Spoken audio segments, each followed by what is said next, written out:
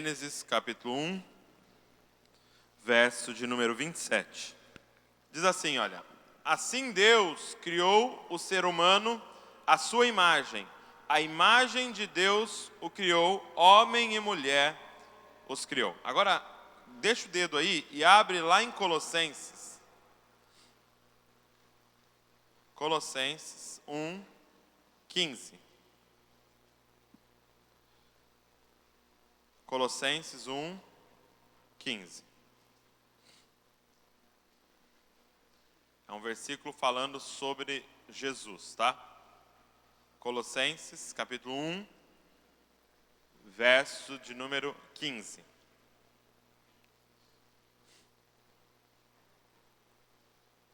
Acharam aí?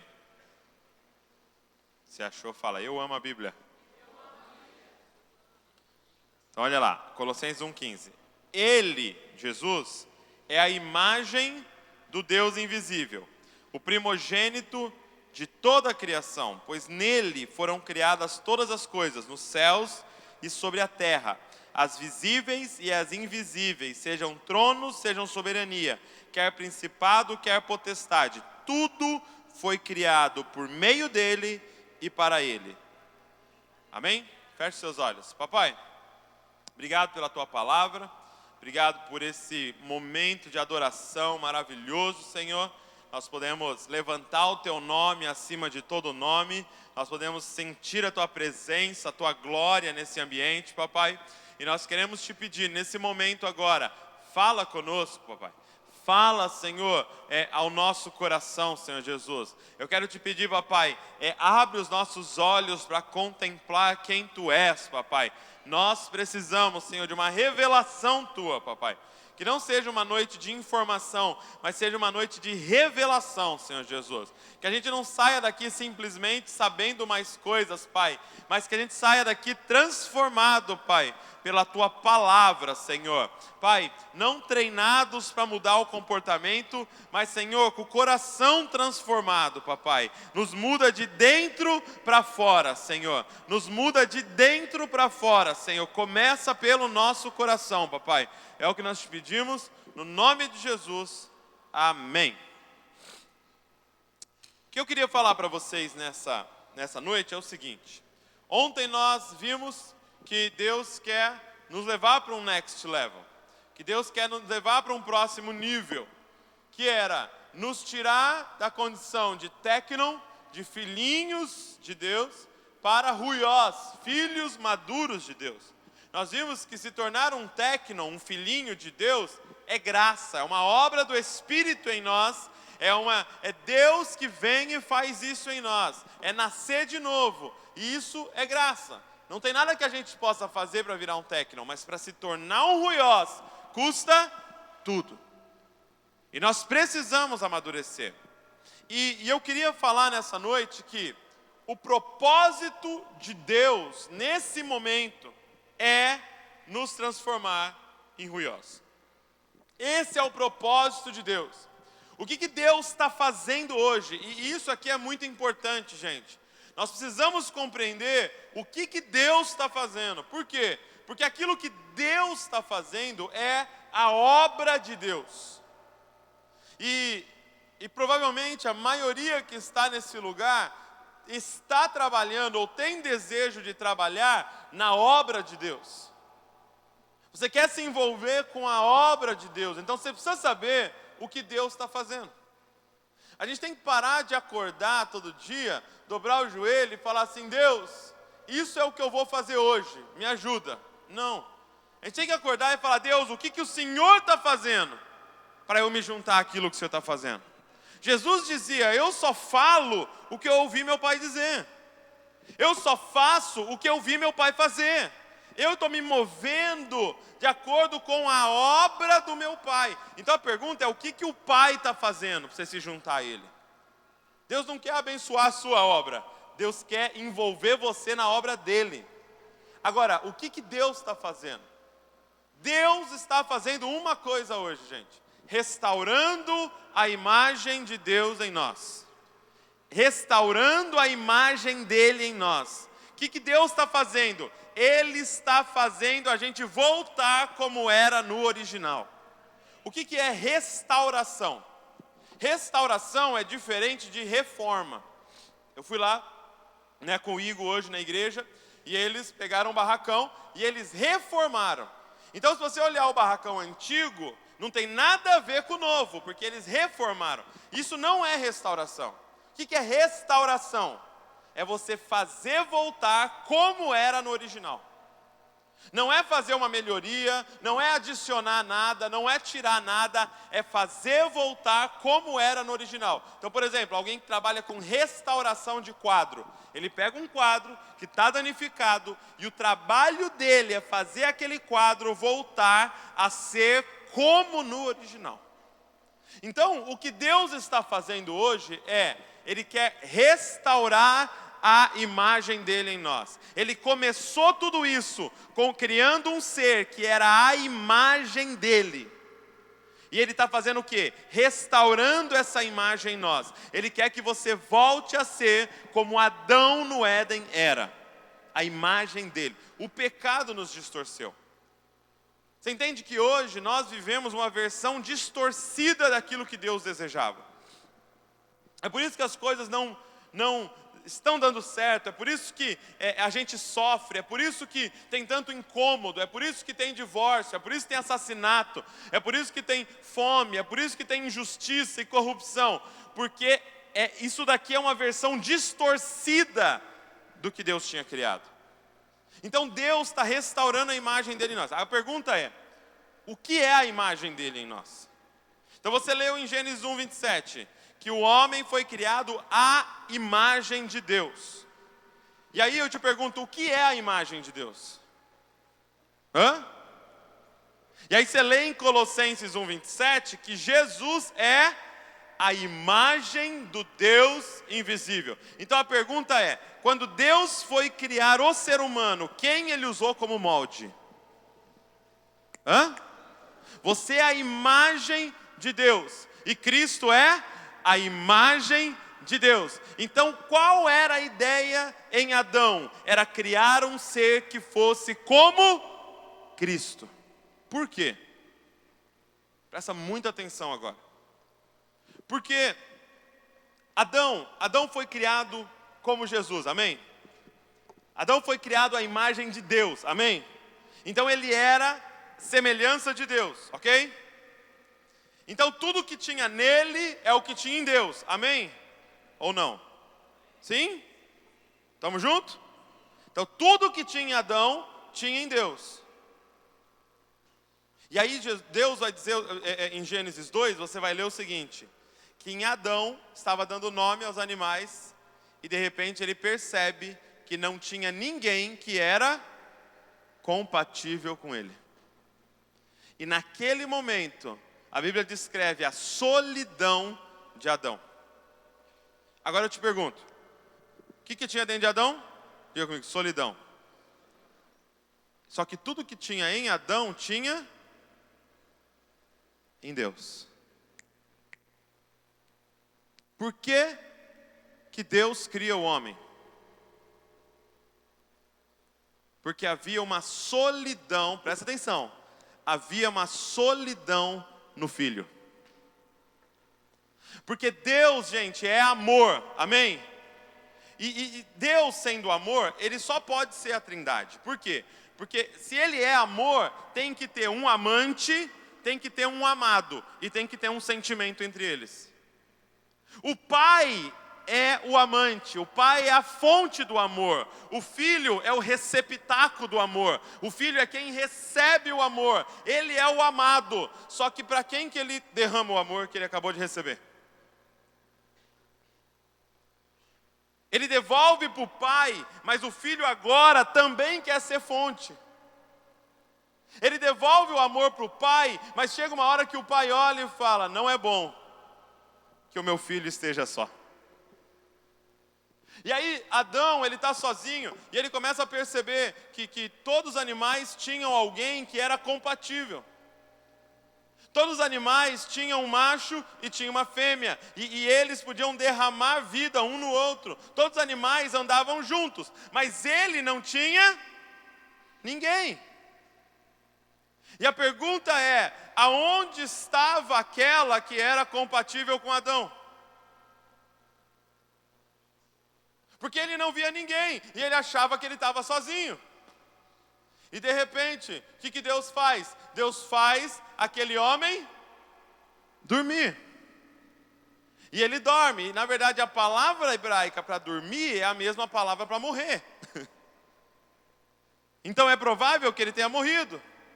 E Deus abre o lado dele. E quando Deus abre o lado dele, adivinha onde estava a companheira dele? Dentro dele. Por quê? Porque a companheira dele tinha que ser exatamente da natureza dele. Então Deus tira Eva de dentro de Adão. E agora quando Adão olha, e na verdade o nome Eva só é dado depois da queda. Aquela mulher era Adão. Porque ela foi tirada de quem? De Adão. O que estava dentro de Adão? Adão. Então quando sai, é o próprio Adão numa outra versão. E quando ele olha para aquele ser que é ele, mas que está fora dele, e que é um outro tipo dele, ele fala, essa verdadeiramente é carne da minha carne, ossos dos meus ossos, e foi tirada do varão, vai chamar varoa. Ela era o Adão fêmea, mas era Adão, porque foi tirada de dentro dele. Jesus vem para a terra e ele vive o mesmo drama. Jesus nasce e passa a viver, e agora ele é um homem, e ele está andando por toda parte, e ele não acha ninguém que tenha a mesma natureza que ele. Ele não acha ninguém que é santo como ele não acha ninguém que é puro como ele não acha ninguém que é como ele, e ele vive a mesma solidão. Agora adivinha onde estava a companheira dele? Quando chega no final do ministério, Deus fala assim, você achou alguém? Ele disse, não. Ele fala, então eu vou ter que fazer você dormir. E Jesus vai para a cruz. E quando ele morre, quando ele dorme, Deus chama um soldado romano e fala assim, abre o lado dele. E quando ele abre o lado de Jesus, ele arranca lá de dentro a esposa de Jesus, que se chama a Igreja do Senhor Jesus. Agora entenda uma coisa que a gente vai ter que entender agora aqui. Isso aqui é a parte mais importante. Quando a noiva de Cristo sai dentro dele, ela é Cristo. Só que numa outra versão. Ele olha e ele vê a mesma natureza dele nela. Ela é ele é ela.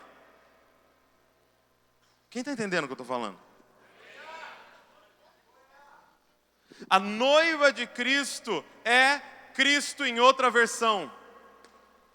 O que eu vim dizer para vocês é que Cristo não é um indivíduo. Cristo é um ser coletivo. Cristo não é uma pessoa. Cristo é uma comunidade composta de um cabeça chamado Jesus Cristo e de um corpo chamado Igreja do Senhor. Eu vim dizer que se você está em Cristo, você tem a natureza do Cristo. A igreja dele tem a natureza dele. Ele está olhando para nós hoje dizendo, verdadeiramente vocês são ossos meus ossos, carne da minha carne, porque vocês foram tirados de dentro do Cristo, então vocês são Cristo. Quem está entendendo? O que nós precisamos urgentemente hoje?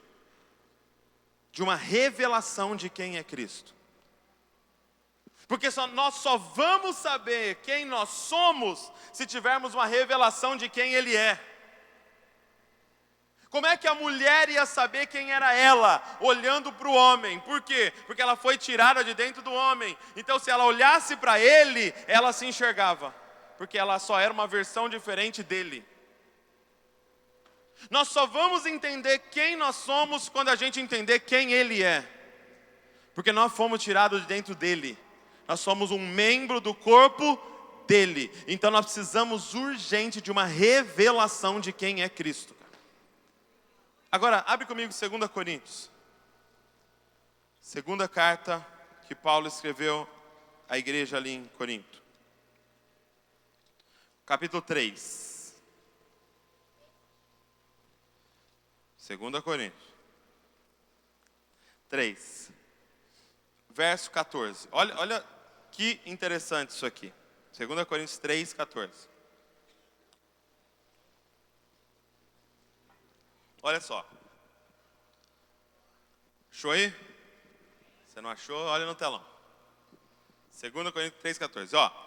Mas a mente deles se endureceu, pois até o dia de hoje o mesmo véu permanece sobre a leitura da antiga aliança. Não foi tirado, pois só em Cristo ele é removido. Presta atenção. O que Paulo está dizendo? Que os caras liam a Bíblia e não enxergavam Cristo. Eles liam e não enxergavam Cristo. Por quê? Porque tinha um véu no rosto deles. E isso vale para todos aqueles que não tiveram encontro com Cristo. Ele não enxerga, ela não enxerga. Não é maldade, não é porque ela não quer, ela não enxerga Jesus, porque tem um véu no rosto dela. Ela está cega. Tem um monte de gente frequentando as nossas igrejas que estão vindo com um véu no rosto. O véu não foi retirado. Só que o que acontece? Você vem para um lugar como esse. Olha que lugar lindo. Olha que pessoas lindas aqui. Aí você chega aqui, as pessoas te aceitam. Você chega aqui, as pessoas te abraçam. Você chega aqui, as pessoas se ajudam. Você fala, cara, eu vou ficar aqui, tem ar-condicionado. Vou ficar aqui, vou vir aqui. E aí você entra aqui, mas eu te pergunto, você viu ele? Não. Isso aqui continua sendo um livro chato para dedéu, que eu não entendo nada, mas a galera é legal. E eu vou vindo. E aí eu começo a descobrir que para fazer parte desse grupo, eu preciso aprender algumas coisas. Então, por exemplo, eu preciso aprender que no louvor tem que fechar o olho e levantar a mão. E fazer uma careta assim, ó. Eu aprendo a falar amém. Eu aprendo a falar glória a Deus na hora exata que o pregador dá uma entonação. Eu aprendo a roupa que tem que usar. Eu aprendo como que você tem que se comportar. Mas a minha pergunta é, você viu ele? Porque quando você vê ele, não tem mais teatro no louvor. Quando você vê ele, ela não precisa falar, levanta a mão, aplaude, ajoelha, não tem que falar, porque se você vê ele, se você vê ele, eu não vou ter que falar para você que se você vê pornografia você vai para o inferno, porque você achou alguém que é muito mais belo do que qualquer foto de pessoa nua. Ah, quando você vê ele é melhor que comida, ele é melhor que seriado, ele é melhor que drogas, ele é melhor que álcool, ele é melhor que prostituição. Quando você vê ele, cara, o véu precisa ser arrancado dos nossos olhos. Olha a continuação, verso de número 16. Quando, porém, alguém se converte ao Senhor, que é Jesus, o véu é tirado. Ora, este Senhor é o Espírito, e onde está o Espírito do Senhor, aí a liberdade. Verso 18, olha só. E todos nós, com o rosto descoberto, contemplamos a glória do Senhor, e somos transformados de glória em glória na sua própria imagem, como pelo Senhor que é o Espírito. Quando o véu é tirado, nós contemplamos quem Cristo é. E quando você contempla quem Ele é, você vai sendo transformado à imagem que você contempla. De glória em glória, você vai se tornando cada dia mais parecido com Cristo. Porque é isso que Deus está fazendo na terra, restaurando a imagem dEle em nós, gente. É o que eu disse hoje, o que é maturidade, o que eu disse ontem, o quanto de Cristo tem formado em você. A minha oração hoje, esse momento de hoje, é muito mais oração e clamor do que renovação de mente. Porque o véu precisa sair do seu rosto. Os seus olhos precisam se abrir para você contemplar quem é o Cristo. Você precisa contemplar quem Ele é. Porque quando você contemplar quem Ele é, você vai ser transformado à imagem dEle. Que é quem você verdadeiramente é. E tudo vai começar a fazer sentido na sua vida, porque você achou quem você é, e não tem nada melhor do que descobrir quem você é. Olha só, abre comigo em Mateus. Quero te mostrar isso acontecendo. Mateus 16. Isso acontecendo aqui numa situação com Jesus, ó. Mateus 16.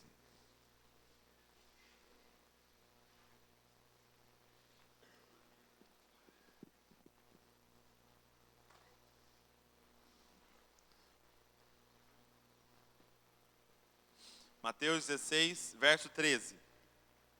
Olha que legal.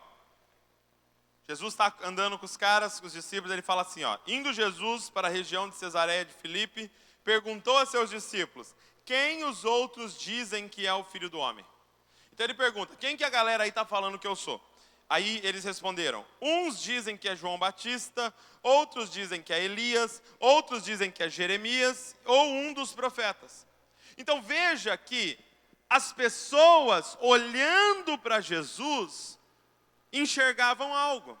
E é interessante que são pessoas que tinham muito conhecimento da Bíblia. Olhavam para Jesus e falavam, cara, ele é João Batista. Porque ele prega arrependimento, ele prega o reino de Deus.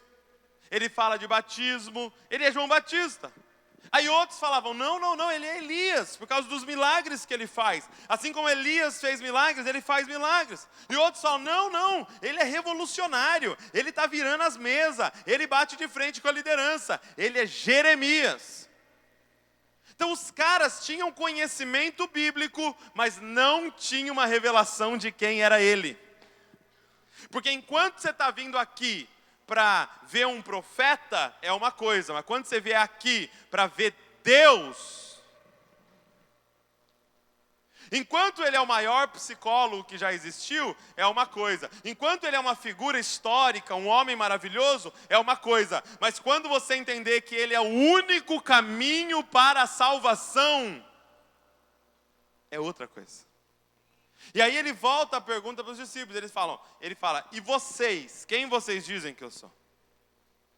Quem vocês dizem que eu sou? E olha, verso 16, respondendo Simão Pedro disse, o Senhor é o Cristo, o Filho do Deus vivo. E eu não sei se você se lembra, mas no final Jesus é condenado porque ele afirma que ele é Filho de Deus. Quando ele chega diante do líder religioso, ele fala, você é filho de Deus? Ele fala, eu sou o filho de Deus. Naquela hora, ele é condenado à cruz, porque aquilo era uma blasfêmia. Por quê? Porque ser filho de alguém era afirmar que você era igual a esse alguém.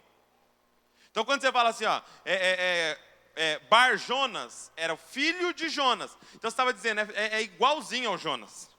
Quando Davi vence Golias, Saul pergunta, filho de quem ele é? Por quê? Porque entendia-se que ele era igual ao pai dele. Então quando Pedro se levanta e fala, você é filho de Deus, ele está dizendo, você é Deus.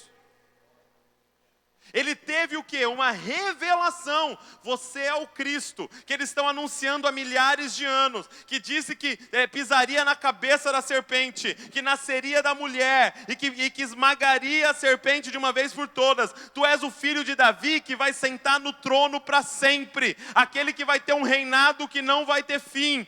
tu és o Cristo, o Filho do Deus vivo. E aí olha o que Jesus responde: bem-aventurado é você, Simão Barjonas, porque não foi carne e sangue que revelaram isso a você, mas meu Pai que está nos céus. Ou seja, ver quem é Cristo é uma revelação do Pai. Não é uma questão de teologia, não é uma questão de frequentar um curso, é uma revelação do Pai. Então só cabe a nós aqui nessa noite clamarmos com o nosso rosto no chão, dizendo: Pai, arranca esse véu do nosso rosto e nos deixa ver quem é o teu Filho. Nós vamos ter que clamar, gente. Se você está vindo aqui e você ainda não viu, nós vamos ter que clamar junto aqui.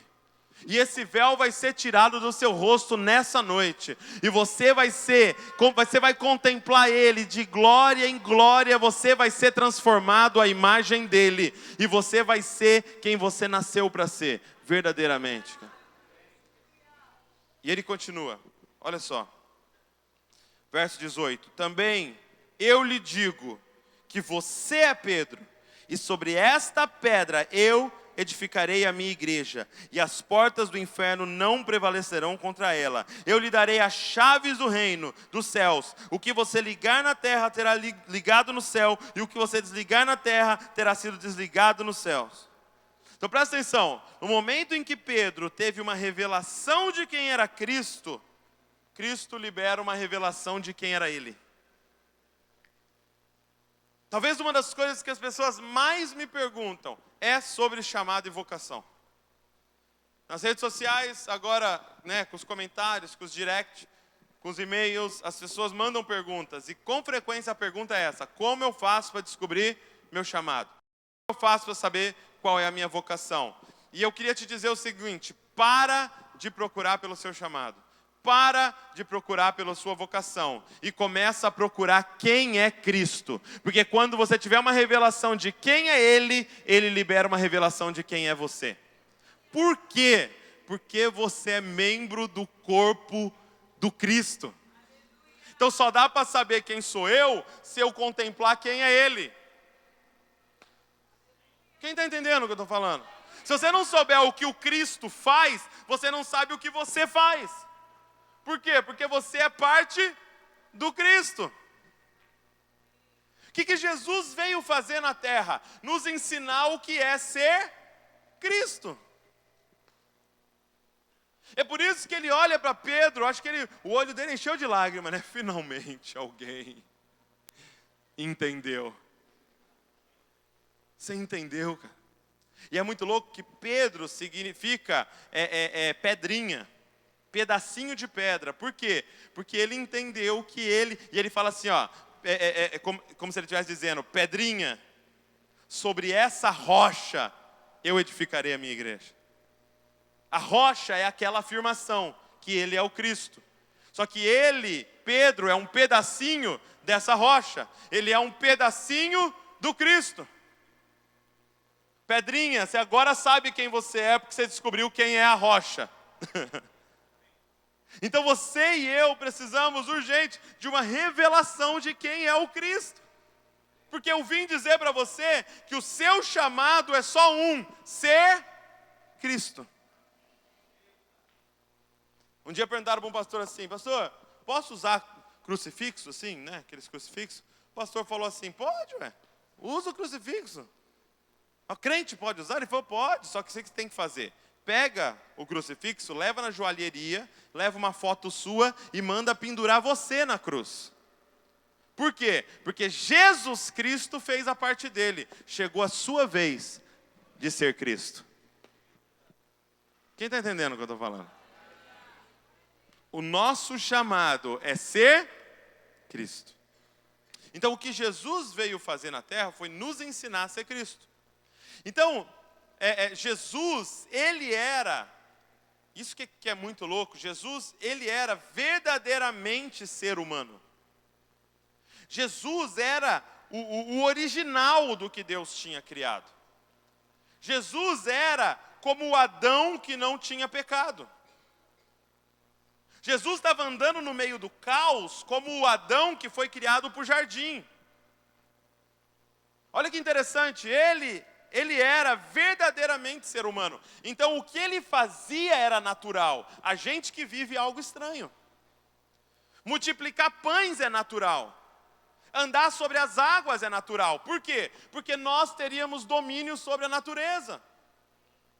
Ele estava sendo normal, a gente que é estragado. Então o sobrenatural é o natural daqueles que têm a natureza do Cristo, porque a gente foi criado para aquilo. É por isso que ele chegava e falava, joga a rede do outro lado. E aí ele já mandava todos os peixes, ó. Entra lá. Todos os peixes entravam. Por quê? Porque eles viram Adão. Eles falaram, Adão está de novo aí? Tá. O último Adão chegou. Sem pecado. Com a imagem do Criador. Gente, eu ouvi um rabino dizendo o seguinte, que quando Adão estava andando no jardim, a natureza não sabia se era Deus ou se era o homem. E é por isso que ele dominava sobre todas as coisas, porque eles olhavam para o homem e viam o Criador. Quem está entendendo o que eu estou falando? Então ele era homem, de verdade. Então você imagina que coisa deliciosa que era andar ao lado dele. Devia ser maravilhoso andar ao lado dele.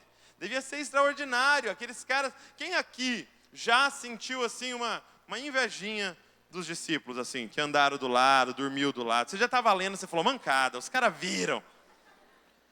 Os caras comeram o pão multiplicado, meu irmão. Né? Vem aqui, Henrique. Então você imagina, Henrique agora é Jesus aqui. Você imagina, você dormir na casa do cara, ele dormir na sua. Você imagina você andar todos os dias com ele, comer do lado dele, parar para ouvir ele pregando, ver ele fazendo milagre. Você imagina o que era andar com ele. Tanto que o nome dado para ele era Emanuel. Que significa? Deus conosco. Então você imagina o que era Deus andando do seu lado.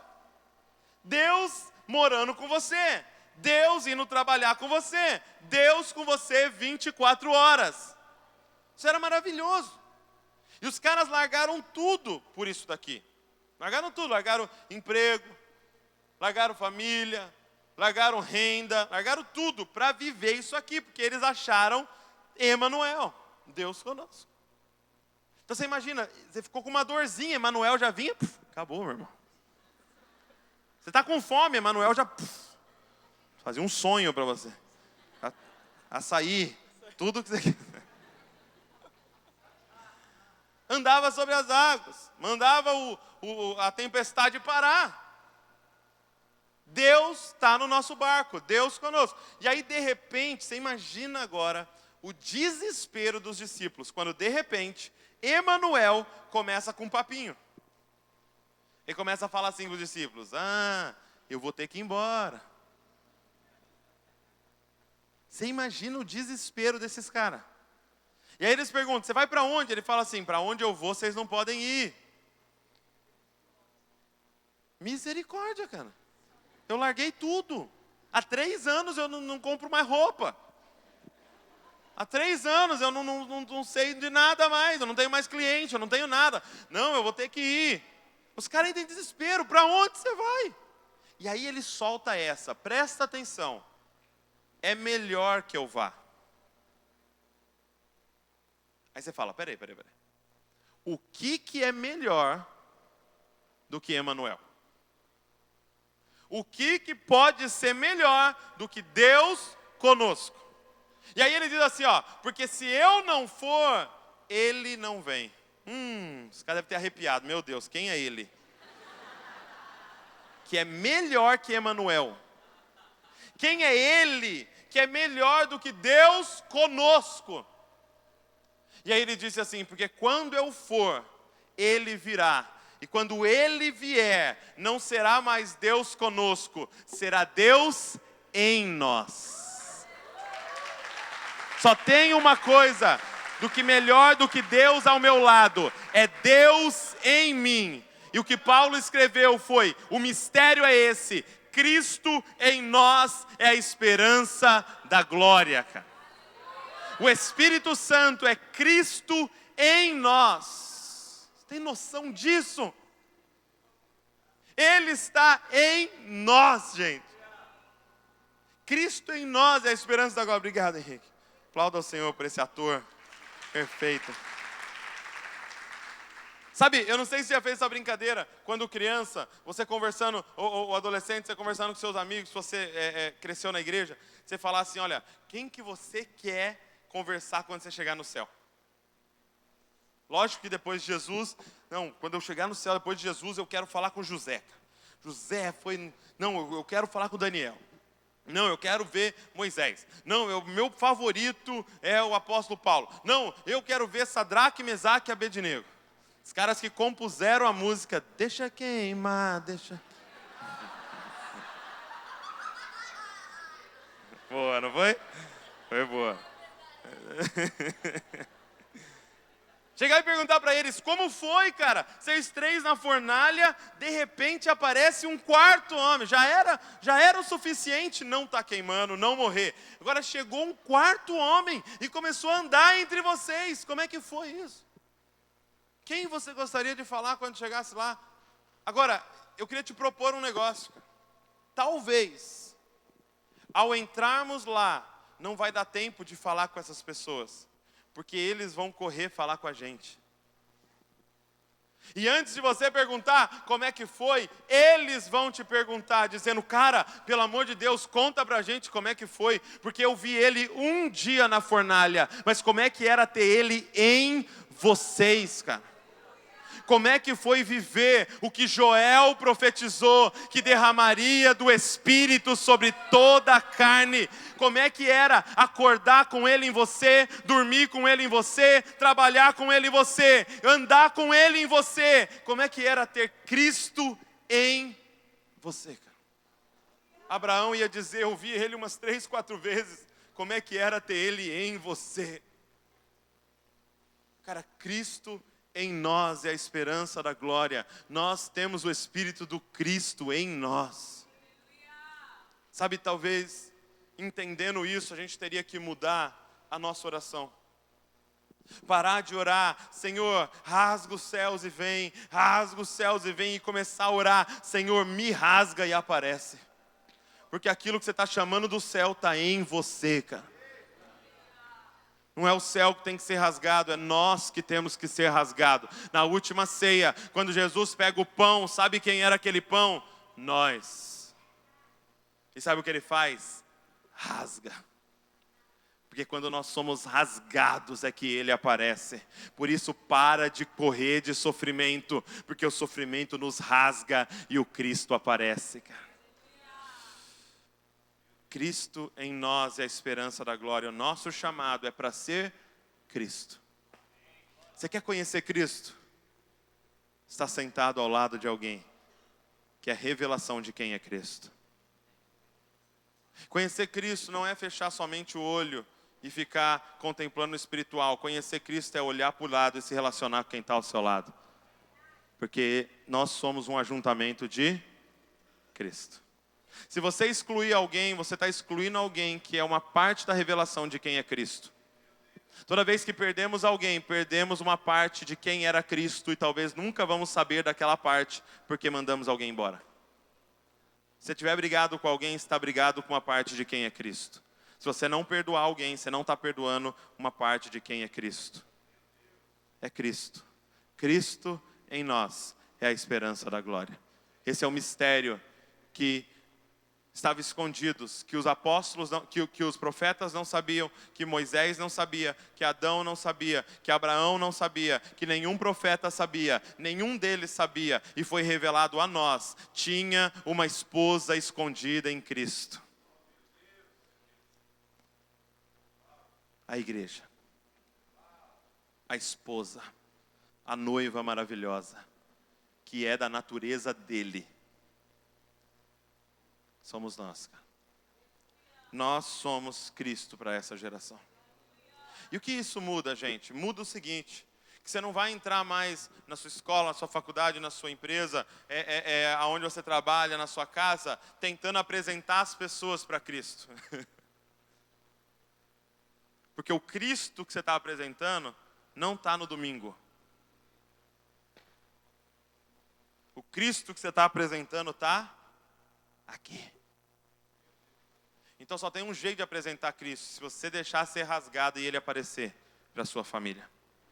Porque o que é ser Cristo? E aí Jesus, na continuação do texto, diz em Mateus 16. Ele diz assim no verso 24. Então Jesus disse aos discípulos, se alguém quer vir após mim... Então, o que significa vir após mim? É ser meu discípulo. O que é ser discípulo? Ser discípulo é você querer ser igual. O que aconteceu antes? Tiveram uma revelação de quem era Jesus. Tu és o Cristo. Ele está dizendo, então se você é discípulo do Cristo, você quer ser igual ao Cristo. Então se alguém quer vir após mim, se alguém quer ser Cristo como eu sou Cristo, olha o que ele fala. Negue-se a si mesmo, tome a sua cruz e siga-me, pois quem quiser salvar a vida, perderá, e quem perder a vida por minha causa, esse achará. Então o que ele está dizendo? O que é ser Cristo? Ser Cristo é perder a vida. Ser Cristo é negar o meu eu para viver pelos outros. Quem está entendendo? Essa é a sua natureza. Você tem a natureza do Cristo. E sabe por que a sua vida não está indo? Porque você está tentando achar a sua vida. Só que a natureza do Cristo é perder a vida. Então, ao invés de juntar gente aqui para ensinar a galera a ser salvo, nós temos que juntar gente aqui para ensinar elas a se perderem. Porque o que é ser Cristo? Perder a vida. E quem perde a vida acha. E quem tentar achar a vida perde. Quem está entendendo? Então vamos aprender a se perder? Vamos aprender a perder a vida? Porque a gente confundiu as coisas, gente. A gente acha que ter um encontro com Jesus é ganhar um bilhete premiado. Por exemplo, você vai comer e vai fazer uma fila para comer. Você acha que ter um encontro com Jesus é ganhar um bilhete para você ir comer primeiro? Glória a Deus, vim primeiro. Não. Ter um encontro com Jesus é pegar um bilhete para ser Cristo. E deixar todo mundo comer na sua frente, para saber se tem comida para todo mundo e você come por último. O que parece mais com Cristo? Comer primeiro ou comer por último? Sabe, a gente pensa que ter um encontro com Jesus é ganhar um bilhete e chegar aqui e falar, olha, glória a Deus, tinha uma cadeira para mim e eu sentei, ficou 200 pessoas de pé e eu sentei. Deus é bom na minha vida. E você percebe que não tem sentido? Porque Deus é bom na sua vida, Ele é ruim na dos outros? Uma irmã foi dar um testemunho, que houve um acidente de carro com jovens da igreja, o filho dela sobreviveu, morreu o outro. Ela foi dar um testemunho dizendo como Deus era bom, que salvou o filho dela. E Ele é ruim com o filho dos outros? Então ser Cristo não é chegar na igreja e achar uma vaga para você sentar. Ser Cristo é chegar na igreja e se tiver gente de pé, você fica de pé para os outros sentar. Porque isso é ser Cristo, é perder a vida. É se rasgar. Por que as pessoas não conhecem Cristo na nossa sociedade? Porque elas só viram pessoas que estão atrás de um Jesus que salva elas por benefício. E não um Jesus que salva elas por perdição. Imagina se você chegasse na sua empresa e se rasgasse. Imagina se você chegasse na escola e se rasgasse. Perdesse a vida por benefício dos outros. Isso é Cristo, gente. Sabe, Cristo é aquele que doa, Cristo é aquele que perdoa, Cristo é aquele que dá a outra face, que anda a segunda milha. Cristo é aquele que morre. Ele está dizendo, você quer ser Cristo? Negue-se a si mesmo, toma a sua cruz, me segue. Quem quiser achar a vida vai ter que perder, e quem perder a vida vai achar. Nosso chamado é ser Cristo, gente. Entenda, isso é óbvio, por exemplo, da forma que nós fomos criados. Nesse momento aqui, tem aqui, não sei, 500 pessoas, 600 pessoas, não sei. Nesse momento aqui, eu estou vendo a face de cada pessoa que está nesse auditório. Eu consigo olhar no rosto, no olho de cada pessoa que está nesse auditório. Eu só não enxergo uma face aqui. Só tem uma pessoa nesse auditório inteiro que é invisível aos meus olhos. Que eu não vejo. Que eu não sei como está a face. É a minha. A única face que eu não posso ver é a minha. Por quê, gente? Porque eu não fui criado para olhar para mim, eu fui criado para olhar para você.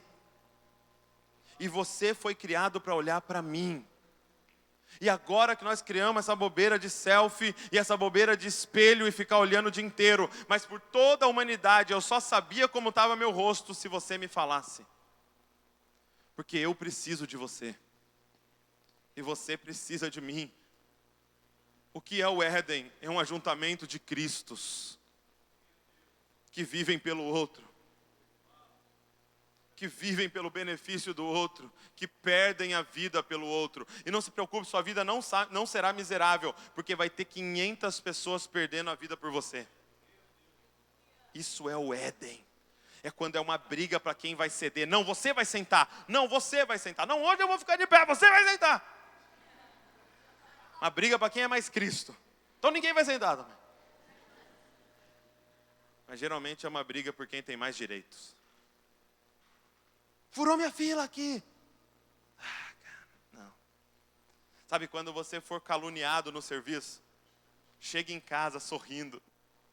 Chega em casa feliz. Sua mãe vai perguntar, o que você está feliz? Me caluniaram no serviço. Você é louca? Por que você está feliz? Porque eu fui achado digno de ser como Cristo. Sabe, a gente pensou que isso daqui é uma escola de moralidade. A gente pensou que vir aqui é aprender a viver certinho.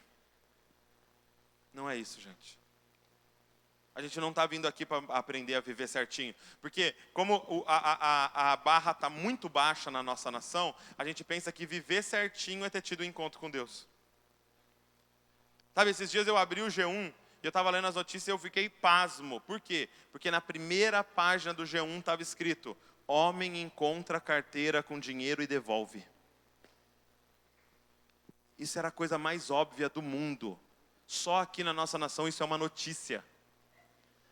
Olha, um cara pegou uma carteira que não era dele e devolveu. Uau, ele é um super-herói. No Japão isso é normal, na Suíça é normal, nos Estados Unidos é normal. Todo lugar isso é óbvio, não é seu, é dele. Isso não é ser crente, isso é ser cidadão. Isso não é ser crente, isso é ser gente.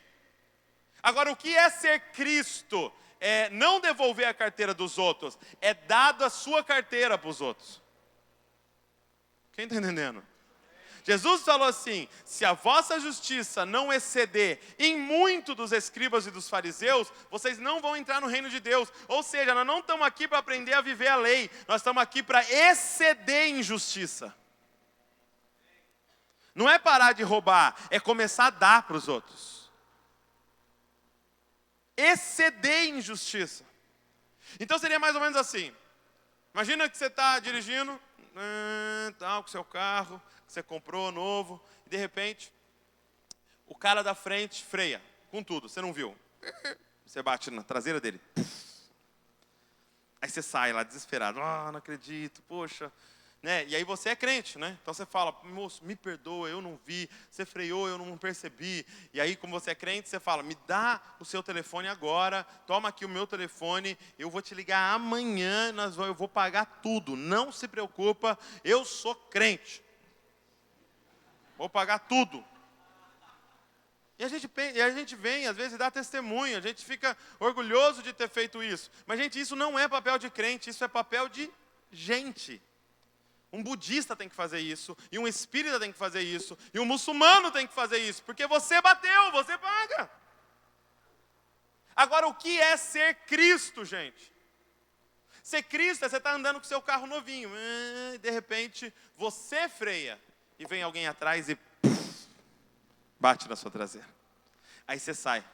Quando você sai, você percebe que é uma Brasília que bateu na sua traseira. E de repente sai um senhor de 70 anos de dentro da Brasília. Mancando.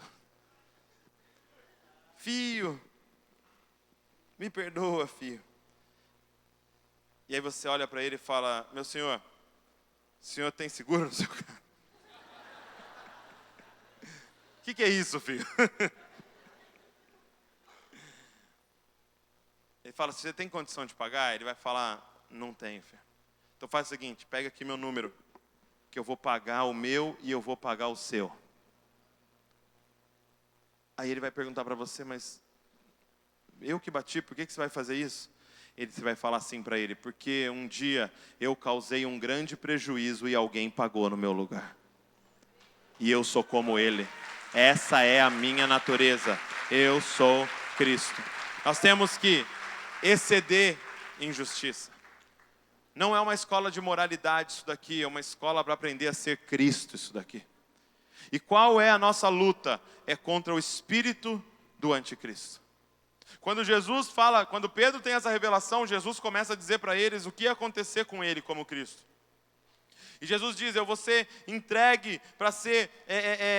olha o verso 21. Desde esse tempo, Jesus começou a mostrar aos seus discípulos que era necessário que ele fosse para Jerusalém, sofresse muitas coisas nas mãos dos anciãos, dos principais sacerdotes, dos escribas, fosse morto e no terceiro dia ressuscitasse. Então Pedro, chamando-o à parte, começou a repreendê-lo, dizendo, que Deus não permita, Senhor, isso de modo nenhum irá lhe acontecer. Olha isso. Ele começa a explicar, e vocês entenderam, eu sou Cristo, então eu vou explicar para vocês, eu vou ser morto, eu vou pagar o preço por vocês, eu vou perder minha vida. E aí Pedro chega e fala assim, não fala isso, Jesus. O Senhor, Deus não vai deixar isso acontecer. E aí, como eu disse ontem, Jesus olha no olho de Pedro e fala, para trás de mim, Satanás. Por quê? Porque naquele momento, Jesus identificou o espírito do anticristo. O que é o espírito do anticristo, gente? Você está com medo do chip? Com medo do chip na sua mão, chip na testa, do Motorola? Esquece, o espírito do anticristo já está entre nós. O que é o espírito do anticristo, gente? É óbvio, o espírito do anticristo é o espírito que não quer que você seja Cristo. É o espírito que está falando para você, poupe-se. Para de ser bobona assim, ficar perdoando todo mundo, você é boba. Vai perdoar ele de novo. Você está sendo tonta. Você tem que revidar, para ele aprender. É o espírito que está te falando para não ser Cristo. Pare de sofrer. Sofrimento não é coisa de crente. Então Jesus não era crente. Jesus identifica na hora o espírito do anticristo. O que nós temos que estar ligado o tempo todo? Porque hoje nós temos acesso à internet, todo tipo de pregação. E eu afirmo para vocês que muitas pregações estão sendo movidas pelo espírito do anticristo. Porque essa pregação te ensina a se poupar e não a se perder.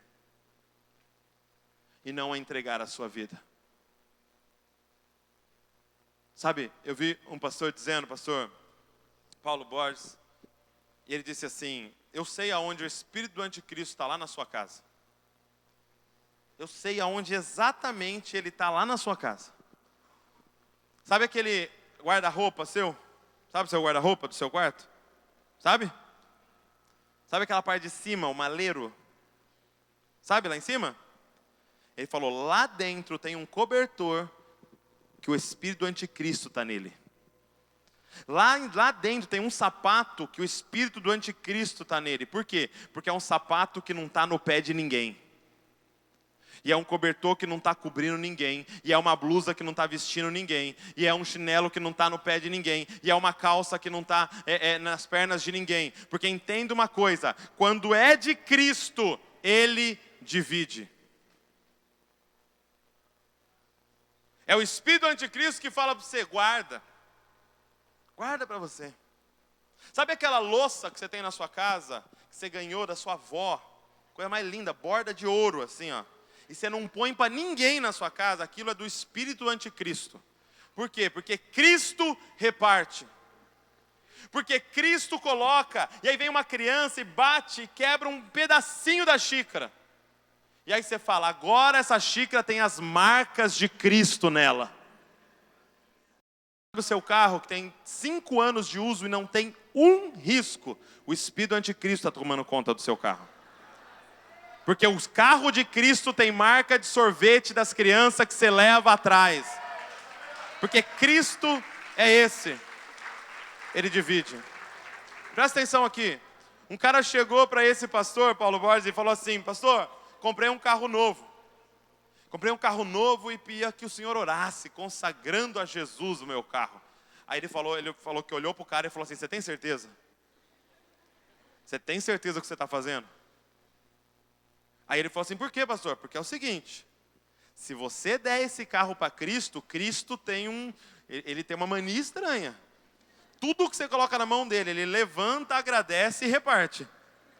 Você tem certeza que esse carro é de Cristo? Você tem certeza que sua vida é de Cristo? Você tem certeza que a sua família é de Cristo? E que o seu tempo é de Cristo? E que a sua casa é de Cristo? Porque Cristo tem uma mania estranha.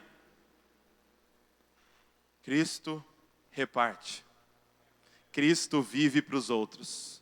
Cristo não vive para Ele. Ele vive para os outros.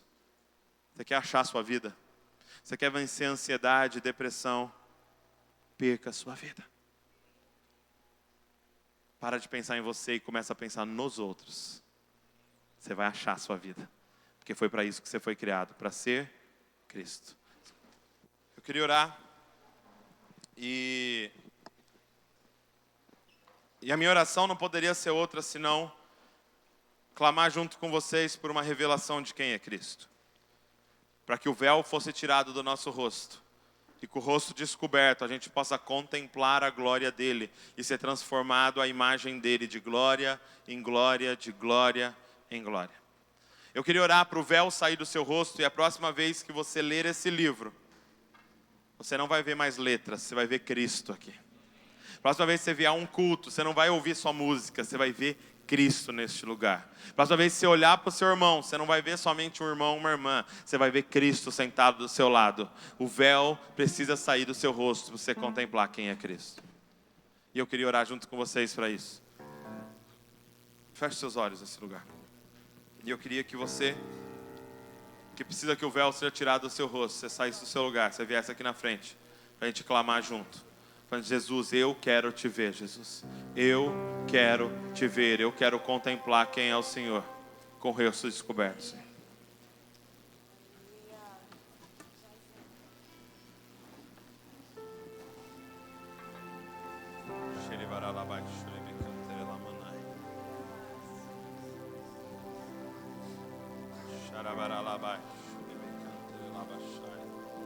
Espírito Santo do Senhor, vem.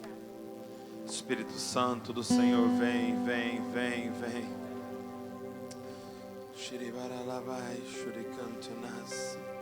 Queria pedir para que toda a liderança começasse, todo mundo, toda a liderança daqui começasse a impor as mãos às pessoas, orar para elas. Começa a orar para elas e pedir, Senhor, descobre esse rosto. Senhor, abre os olhos, papai. Assim como o Senhor curava o cego, cura a nossa cegueira espiritual. Nós queremos te ver, Jesus. Nós queremos te ver. Assim como Pedro teve uma revelação de quem tu eras, Senhor. Eu quero ter uma revelação do Pai agora, do céu, do Espírito, de quem tu és. Se há pastores neste lugar, começa a colocar a mão nas pessoas e começa a orar por elas, pedindo por uma revelação de quem é Cristo. Começa você a clamar, eu quero te ver, Senhor. Começa a dizer, eu quero ver o Senhor. Eu quero te ver, Jesus. Eu quero te ver, Jesus.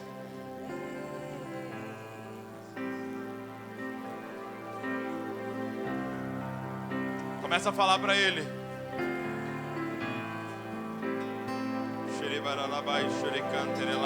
Espírito Santo do Senhor, sopra neste lugar e começa a abrir os olhos dessas pessoas. Espírito Santo do Senhor, agora dá uma visão para essas pessoas, Pai. Visão, Senhor Jesus, abre os olhos espirituais delas, Senhor. Que elas não sigam mais cegas, Papai. Em nome de Jesus, eu clamo pelo véu arrancado do rosto dessas pessoas. O véu arrancado do rosto dos meus irmãos, agora, Senhor. uma revelação de quem é Cristo, Pai. Uma revelação do teu amor, da tua bondade, da salvação. Uma revelação.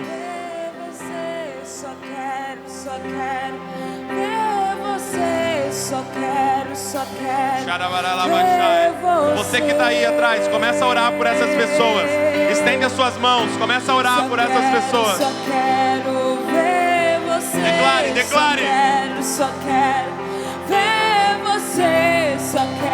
Só quero ver Olhos você. abertos, olhos abertos, olhos abertos. Só quero ver você. Só quero ver você. Só quero ver você. Vem Espírito Santo e abre os olhos. Só quero ver você. Só quero ver você. Só quero ver você. O que é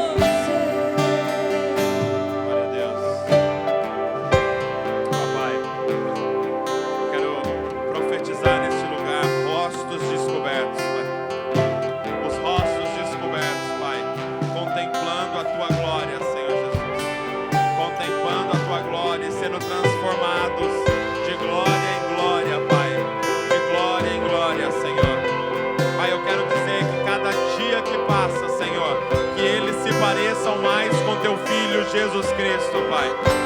Rasga-nos e aparece, Senhor. Rasga-nos e aparece, Senhor.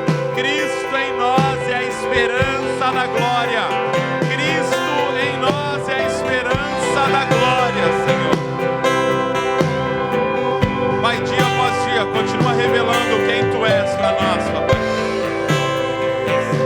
E a cada revelação, Pai, vai revelando quem nós somos, Papai.